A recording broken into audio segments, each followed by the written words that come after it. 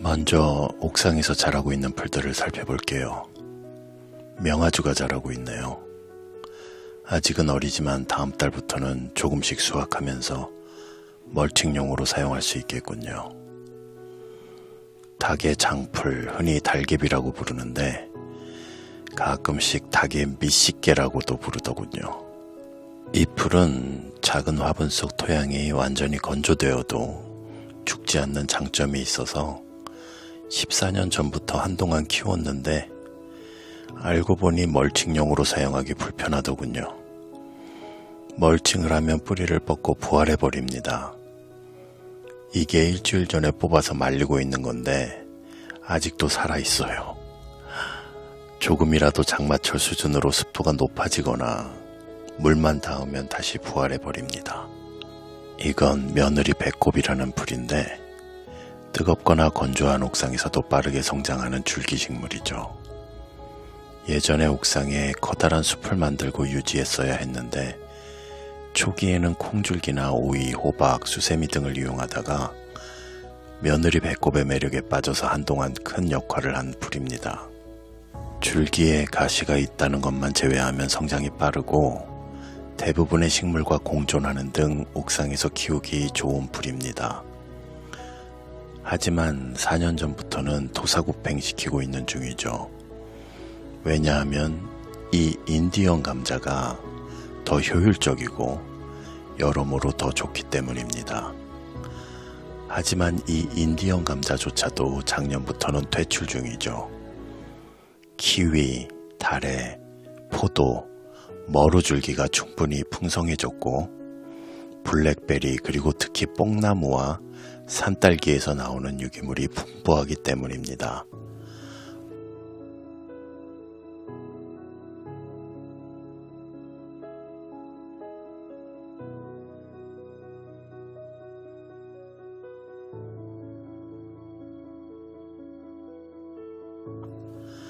또한 담쟁이가 있고 칡넝쿨이 무성하게 자라기 때문이죠. 이렇게 풀들을 풍성하게 키우는 이유는 토양을 비옥하게 만들고 사막 같은 도심 옥상에서 식물들에게 좋은 기후를 제공하기 위함입니다. 식물도 인간과 마찬가지라서 식수와 음식만 공급받고는 사막에서 아무런 생물 없이 홀로 살아가기가 힘듭니다. 다른 식물들과 서로 물, 즉 수분도 주고받고 너무 강한 햇빛은 서로 가려주고 기온도 낮추거나 높이면서 공존해야 더 잘 자랍니다. 세상의 이치 중에서 빈익빈 부익부 현상이 있죠. 작은 화분에서 풀을 키우기 시작하면 곧장 이렇게 숲이 만들어지는 것이 아닙니다. 몇 년 동안 유기물이 퇴적되고 토양 생물들이 늘어나고 토양이 더 많은 물을 품을 수 있게 되고 지상곤충들이 등장하기 시작하면서 숲이 더욱 울창해지는 것인데 그런 울창한 숲은 더 많은 유기물을 생산하고 더 많은 생물들과 더 많은 물을 품을 수 있기 때문에 더욱 울창하게 되는 것이죠. 도심 옥상에서 작은 화분만으로 손을 뻗어도 닿지 않을 높이까지 식물들이 뒤덮어버리게 되는 겁니다. 이렇게 숲이 만들어지면 멸종했던 곤충들이 하나둘씩 복원되기 시작하는데 육식 곤충들이 복원되면 낮 동안 식물이 만드는 그늘 속에 숨어서 지내는 모기들을 잡아먹고 진딧물이나 미국 선녀벌레 등 채식 곤충들로부터 식물을 보호할 수 있게 됩니다. 풀벌레 소리 들리시죠? 이런 소리를 듣기 위해서는 풀을 키워야 합니다. 이건 며칠 전에 촬영한 건데 2주 전에 사과나무에 진딧물이 발생했고 뒤를 이어서 이번 주에 무당벌레, 애벌레 등의 육식 곤충들이 나타난 상황입니다. 이게 무당벌레의 알이죠. 이게 태어난 지 일주일도 안 된 무당벌레의 유충이고 저건 이름 모를 다른 육식 곤충입니다. 다시 한번 강조하지만 진딧물 문제에서 해방되려면 매년 반드시 진딧물이 발생해야 합니다. 올해 진딧물이 발생하지 않으면 진딧물을 먹이로 하는 육식곤충들은 멸종하게 되고, 그러면 내년에 진딧물이 다시 발생하게 됐을 때 그 진딧물을 먹어줄 육식곤충이 곧장 등장하지 않게 됩니다.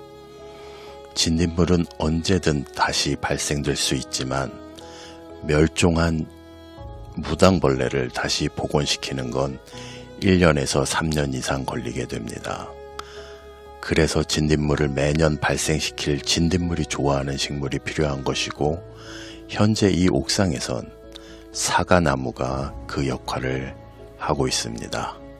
이건 아마도 사마귀 알집인데, 제가 도심 옥상에서 이 사마귀를 복원시키기 위해서 필요했던 시간은 대략 13년 정도였습니다. 현재 포도줄기와 달의 줄기에서도 사마귀 알집을 발견했기 때문에 알집 하나는 주말 농장으로 가져가서 그린 터널에 고정시켜줄 계획이죠. 20세기 초반 수학자들은 모순이 없는 완전 무결한 수학 체계를 만들 수 있을 거라는 자신감을 가지고 있었죠. 마치 관행농부들이 모순 없는 완전 무결한 농사법을 만들 수 있을 거라는 자신감을 가지고 있는 것처럼 말이죠. 근데 괴델의 불완전성 정리가 그들의 자신감을 처참하게 무너뜨리고 맙니다. 괴델의 불완전성 정리를 최대한 단순하게 설명하자면, 수학체계는 불완전하고 수학자들은 우물안 개구리였다는 겁니다. 수학체계라는 우물 안에서 1 더하기 1이 2라는 것은 너무나도 당연한 사실이지만, 그것이 오류나 모순이 있는지 없는지 증명할 방법이 우물안 개구리들에게는 없다는 겁니다. 이번 영상부터 다음 영상까지 말하고 싶은 내용이 바로 우물안 개구리에 대한 내용입니다. 이 세상 모든 인간은 어쩔 수 없이 모두 우물안 개구리입니다. 다만 자신이 우물안 개구리라는 사실을 알고 있는 극소수의 사람들이 있고, 자신이 우물안 개구리라는 사실을 모르고 있는 대다수의 사람들이 있죠. 앞서 말했듯이 20세기 초반 논리적이며 똑똑하다고 알려진 다수의 수학자들도 자신들이 우물안 개구리였다는 사실을 모르고 있었습니다. 90년대 중반 군대에서 제대한 저에게 당시 캐나다 밴쿠버에서 유학 중이던 친누나가 밴쿠버로 오라는 제안을 했죠. 20대에 다른 우물들을 경험하고 견문을 넓히지 않으면 평생 우물안 개구리인 줄도 모르고 살아간다며 제대 후 곧장 밴쿠버로 오라고 했습니다. 그래서 난생 처음 다른 우물에서 살아보게 됐는데 엄청난 문화 충격을 받았습니다. 요즘과는 많이 다르게 90년대 우리나라와 캐나다는 옳고 그름이 서로 다른 경우도 많았고, 아름다움과 추함의 기준도 꽤 달랐으며 맛있는 것과 맛없는 것의 기준도 크게 달랐죠. 우리나라에서는 다른 육류보다 많이 비쌌던 삼겹살과 소 꼬리가 캐나다에서는 싸구려 중에 싸구려였고, 예절과 식습관도 크게 달랐습니다. 많은 것들이 학교에서나 어른들에게 배운 내용들과 달랐습니다. 예를 들면 동성애는 죄악이고 정신병이라고 배웠는데 캐나다인들은 그렇게 생각하지 않더군요. 지인을 통해서 알게 된 몇 명과 대화를 나눠봤는데 특별할 거 없는 평범한 인간이더군요. 그리고 백인들은 인종차별을 심하게 한다고 배웠는데 1년 6개월 동안 딱히 인종차별을 받은 경험도 없었습니다. 어쨌든 캐나다인들이 살아가는 방식을 모두 경험해보고 싶어서 그들의 방식을 최대한 따라하며 살아봤죠. 그리고 캐나다인들뿐만 아니라 유럽 친구들과도 어울려보고, 남미 친구들하고도 어울려보고, 일본인 친구들하고도 어울려봤습니다. 결론적으로 큰 틀에서 종합적으로 봤을 때 각각의 문화들은 서로 다를 뿐 어떤 것이 더 우월하거나 더 불완전하다고 말할 수가 없겠더군요. 그리고 각각의 문화에는 인간이라면 누구나 가지고 있는 보편적인 특성이 존재하면서 동시에 개별적인 특성이 존재한다는 것도 알게 됐습니다. 이제부터는 그 개별적인 특성에 대해서 말해 볼 텐데, 칼 융이 설명한 한 집단이 가진 집단적 무의식이라는 것이 그 집단의 개별적인 특성에 큰 영향을 주게 되더군요. 예를 들어 우리나라 사람들의 무의식적인 집단적 특성 중 하나로 기복신앙이 있습니다. 자신이나 자신의 가족이 현실 세계에서 복을 받고 풀 소유를 추구하며 무병장수하고 부귀영화를 누리기를 바라는 마음이죠. 그래서 우리나라에서는 수능 시즌이 시작되면 불교도 수능 기도회를 진행하는 경우가 있고, 천주교도 수능 기도회를 진행하는 경우가 있고, 개신교도 수능 기도회를 진행하는 경우가 있습니다. 물론 모든 절과 교회와 성당이 반드시 그런 것은 아니죠. 마찬가지 이치로 자연농업이든 유기농업이든 국내에 유입되어 우리나라 농부들의 손을 거치면 한국식 관행농업이 되어버립니다. 전통적으로 한국인들은 풀과 낙엽과 곤충을 무의식적으로 싫어하기 때문인데, 그런 집단적 무의식은 한국인들의 여러 개별적 특성에 영향을 주게 되죠. 조선시대 왕이 살던 경복궁이 좋은 사례가 될 수 있겠네요. 건조하면 흙먼지가 날리고 비가 오면 흙탕물이 튀고 물길이 생겨나고, 물이 고이지만 풀 한 폭이 없고 낙엽 한 조각 없는 단단한 맨땅이 아름답다고 느끼기 때문에 왕을 위한 최고급 정원은 완벽한 맨땅으로 만든 것 같습니다. 지금 이 순간에도 농촌에 가면 대다수의 농부들은 풀과의 전쟁을 하고 있죠. 온갖 도구들과 비닐과 제초 매트, 그리고 화학 약품을 동원해서 풀들을 모두 죽입니다. 한편 우리나라 사람들과는 정반대로 전통적으로 풀을 사랑하는 민족이 있습니다. 녹비 식물들과 잔디들을 연구하고 발전시켰으며 거의 모든 장소에 풀을 키우고 있는 유럽인들이죠. 스위스의 경우를 보면 알프스의 초원으로 유명하죠. 도로를 제외하면 맨 땅이 보이지 않고 모두 풀로 덮여져 있습니다. 밭도 마찬가지입니다. 농작물이 자라는 곳과 도로만 빼면 모두 풀로 덮여져 있습니다. 스웨덴의 경우도 마찬가지죠. 밭을 보시면 유기물로 만든 퇴비와 우드칩으로 모두 덮여져 있고 맨 땅은 보이지 않습니다.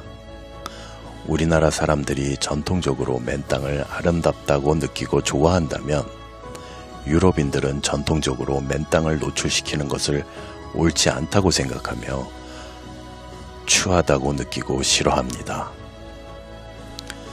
노르웨이의 경우도 마찬가지입니다. 노르웨이인들에게 풀은 중요한 자원과 쾌적한 환경을 제공해 줍니다. 풀은 저렇게 정기적으로 수확되면서 항상 최상의 상태로 관리되고 있죠.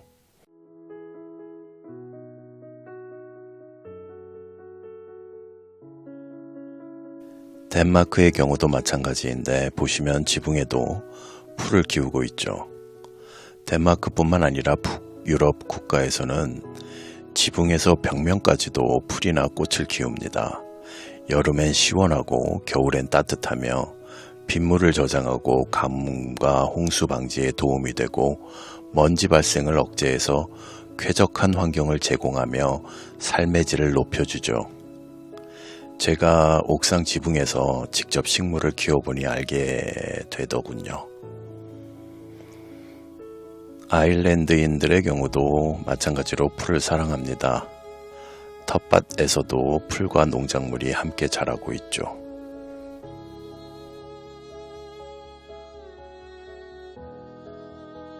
핀란드의 경우도 마찬가지인데 이번엔 농사로 먹고 사는 유기농 전업 농부의 사례를 살펴볼게요.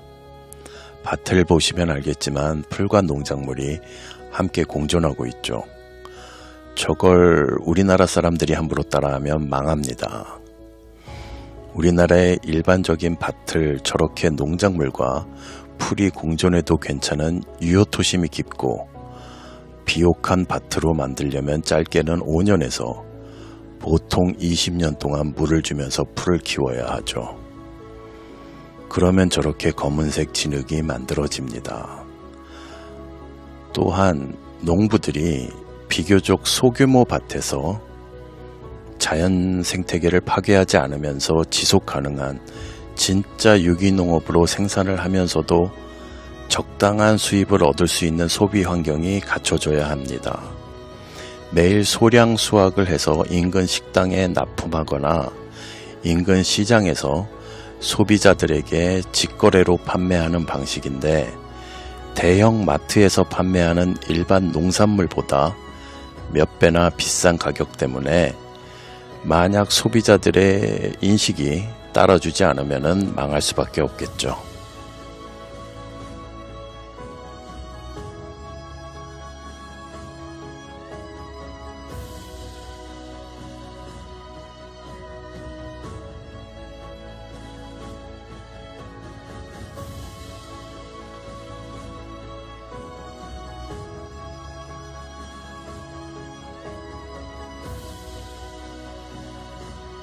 유럽인들이 집단적으로 이주한 뉴질랜드나 호주의 경우도 마찬가지입니다.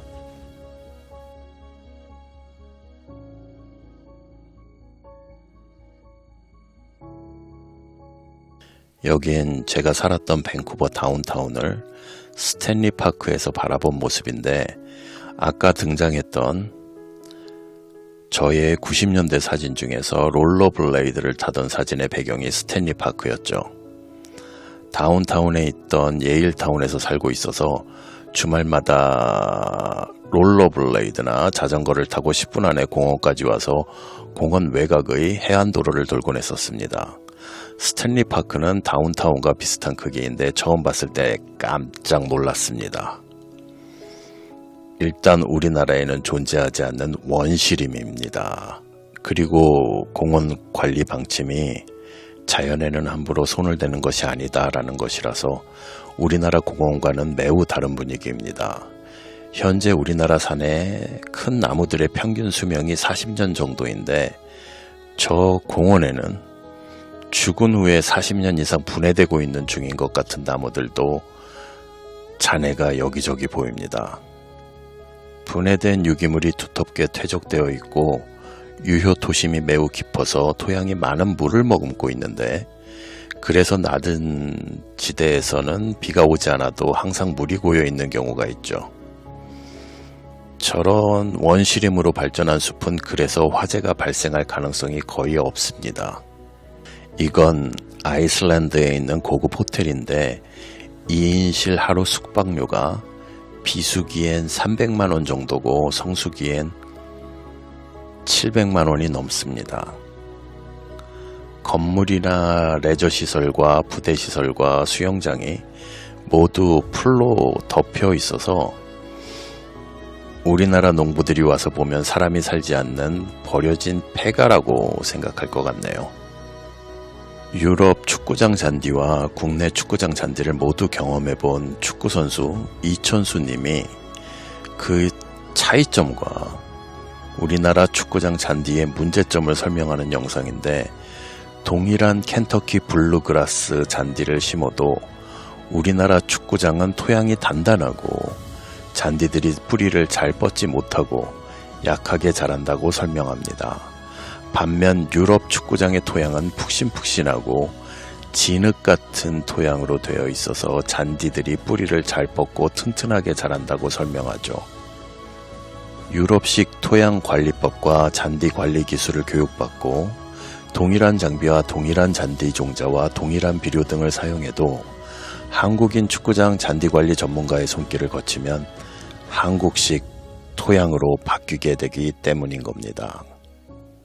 제가 텃밭의 흙을 노출시키지 말고 풀을 키우거나 낙엽 등의 유기물로 두텁게 멀칭하고 마르지 않게 충분한 물을 주라고 강조해서 말을 해도 결국 한국인의 집단적 무의식이 작용해서 단단한 토양을 만들어버리는 것과 마찬가지인 거죠. 이천수님이 말하는 진흙진 토양이란 풀을 키워서 만들어지는 유럽의 유기농업 토양을 말하는 것인데, 주말 농장에서 몇 년 동안 낙엽으로 멀칭하고 풀을 키운 토양이나 이 옥상 텃밭의 토양처럼 검은색의 기름진 토양을 말하는 것이죠. 주말 농장 상자 텃밭에서 낙엽과 건초로 만든 토양 또한 마찬가지입니다.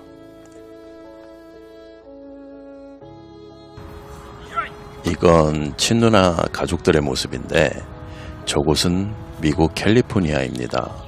4년 전에 제가 조카에게 온라인으로 운동을 가르칠 때 받았던 영상들인데, 아무 곳이나 야외에서 내가 보내준 영상대로 따라하라고 했는데 모두 잔디밭이더군요. 유럽계 미국인들의 잔디 사랑은 참으로 각별한 것 같습니다.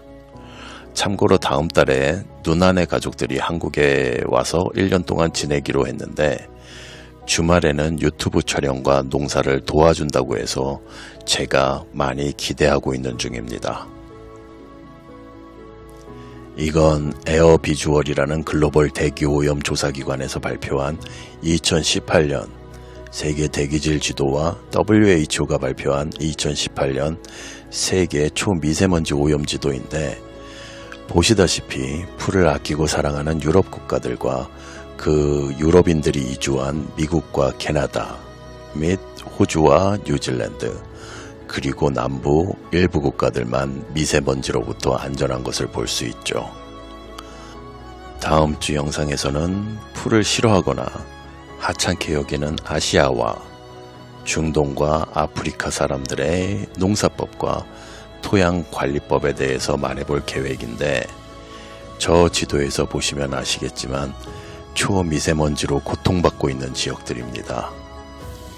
풀과 유기물 멀칭이 초미세먼지와 어떤 연관이 있는지도 다음 주 영상에서 다룰 예정입니다.